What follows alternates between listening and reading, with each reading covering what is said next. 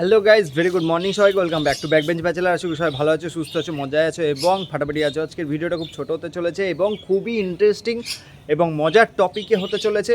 আশা করি থাম্বনেল দেখে বুঝতে পেরেছো। তো টপিকটা কি, দেখতে থাকো। টপিকটা খুব সিম্পল, ঠিক আছে। এক ভাই আমাকে কমেন্ট করেছিল, ওনার লাগবে হচ্ছে আমাদের ইন্ডিয়ান প্যারট, ঠিক আছে, যেটা আমরা বাংলায় টিয়া পাখি বলি। তো প্রশ্নটা হচ্ছে আমাদের আসলে কি পাখি পোষা উচিত, ঠিক আছে। এবার দেখো, তোমাদেরকে আমি কয়েকটা ছোট কথা বলি, নিজেরাই বুঝে নেবে, ঠিক আছে। এই যে আমরা যে পাখিগুলো পুষছি বাড়িতে, বদ্রি পাখি, এই যে লাভ বার্ড, ঠিক আছে, কনুর, ঠিক আছে, আর এই যে কগাডেল। তো এই পাখিগুলো, এদের ব্রিডিং হয় আমাদের বাড়িতে, কেজে, খাঁচার ভেতরে, হাড়ির ভেতরে। এদের বাইরের পরিবেশের ব্যাপারে কোনো আইডিয়া নেই। বাইরে কোথায় খাবার পাওয়া যাবে, কোন গাছে কি হয়, এদের কোনো আন্দাজ আইডিয়া নেই, ঠিক আছে। আর আমাদের যে তোতা পাখিগুলো হয়, যেমন প্যারট বা টিয়া পাখি, তো সেইগুলো প্রথমত আমাদের ভারতের জংলি পাখি, ঠিক আছে। তো যেমন শালিক হয়ে গেল, ঠিক আছে, এরা তারপর চড়ুই হয়ে গেল, এগুলো হচ্ছে জংলি পাখি, ঠিক আছে। এগুলো এক্সোটিক বার্ডের মধ্যে পড়ছে না, ঠিক আছে, কারণ এরা জঙ্গলে থেকে অভ্যস্ত, এরা আমাদের জঙ্গলের পাখি। তো এদেরকে বাড়িতে পোষা ঠিক না, ঠিক আছে, কারণ এরা স্বাধীন আকাশে এদের উড়তে পছন্দ করে, এরা ওখানেই থাকে, ওরা বাইরের পরিবেশের সাথে ওদের অ্যাডাপশন আছে, ওরা জানে যে কিভাবে থাকতে হবে, ওরা কোথায় বাসা করবে, গাছের কোটরে, ঠিক আছে, ব্যাপার আছে। এবার এই যে পাখিগুলো, তোমরা অনেকে ভাবো যে বদ্রি পাখি পুষছি, বদ্রি পাখি আমরা ছেড়ে দিতেই পারি, কেন ছাড়বে?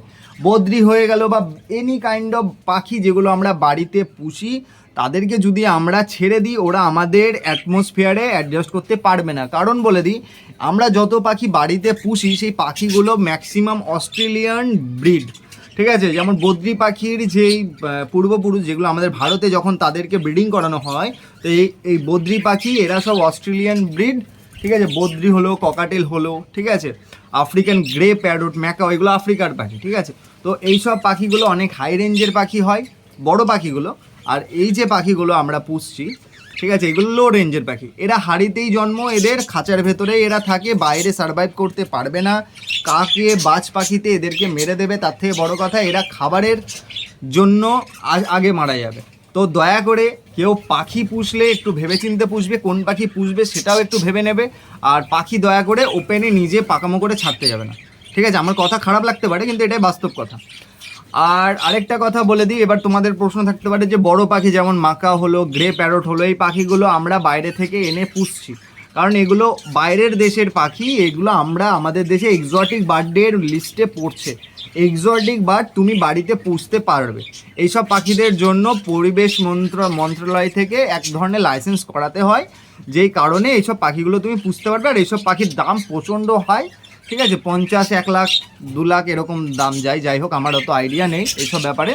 কিন্তু বদ্রি, লাভবার্ড, ককাটেল, কনুর, এগুলো তুমি বাড়িতে পুষতে পারবে। তোমাদের যদি মনে হয় যে আমি একটা পাখি পুষবো, ঠিক আছে, তাহলে ককাটেল, কনুর পুষতে পারো, 1 পিস কনুর নিয়ে আসলে কনুর পুষতে পারো, ঠিক আছে।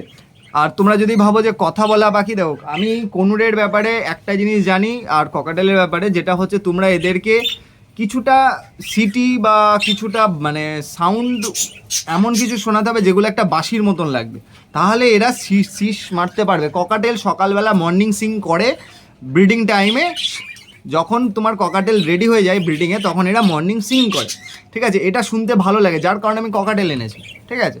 তো দয়া করে আমার কমেন্ট বক্সে কেউ এটা কমেন্ট করবেন না যে দাদা আমার টিয়া পাখি লাগবে, তাহলে আমি এনে দিতে পারবো না। টিয়া পাখি পোষা আইনত অপরাধ, এটার জন্য ফাইন দিতে হয়, ঠিক আছে। পাখি যদি পুষতে হয়, আগে জেনে নিতে হবে কোন পাখি পুষবে। বাড়ির পাখি পুষার জন্য এই যে পাখিগুলো আমরা পুষি, এগুলো সব বাড়ির পাখি, এরা বাড়িতে ব্রিড হয়, এরা কোনো জঙ্গলে ব্রিড হয় না, এরা এক্সোটিক বার্ড লিস্টের মধ্যে পড়ছে, ঠিক আছে, যার কারণে এগুলো আমরা বাড়িতে পুষতে পারি।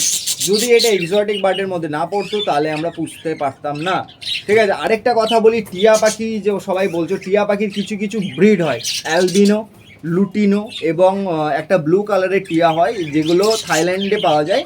আর এগুলো এক্সোটিকের মধ্যে পড়ছে, ঠিক আছে। এগুলো পোষা যাবে কি যাবে না সেটা আমি এখনও জানি না, কারণ আমি লোকালে কাউকে এইসব পুষতে দেখিনি, ঠিক আছে। তো আমি আমার জ্ঞান অনুযায়ী, আমার যতটুকু জানি সেই অনুযায়ী আমি তোমাদেরকে বললাম। তো তোমাদের কাছে একটাই অনুরোধ করব, দয়া করে কমেন্ট বক্সে কেউ এমন কিছু বলবে না যেটা অসম্ভব। আর এখন টিয়া পাখি পোষা অসম্ভব ব্যাপার, ঠিক আছে, কারণ টিয়া পাখি কেনাটা অন্তত অসম্ভব। হ্যাঁ, পাওয়া যায় না কেন, অবশ্যই পাওয়া যাচ্ছে 2 নম্বরইভাবে, ঠিক আছে, কোনো সোজা পথে পাওয়া যাচ্ছে না, বা বাড়িতে কেউ ব্রিড করে সেটা বিক্রি করতে পারবে না। আর যদি সেটা তোমার বন দপ্তর জানতে পারে তাহলে তোমার একটা মোটা টাকা ফাইন করবে, ঠিক আছে। তো শুধু শুধু ভাই একটা পাখির জন্য মোটা টাকা ফাইন করে তো লাভ নেই, এর থেকে ভালো ওই ফাইন না দিয়ে ছোট ছোট পাখি পোষো, ভালো হবে।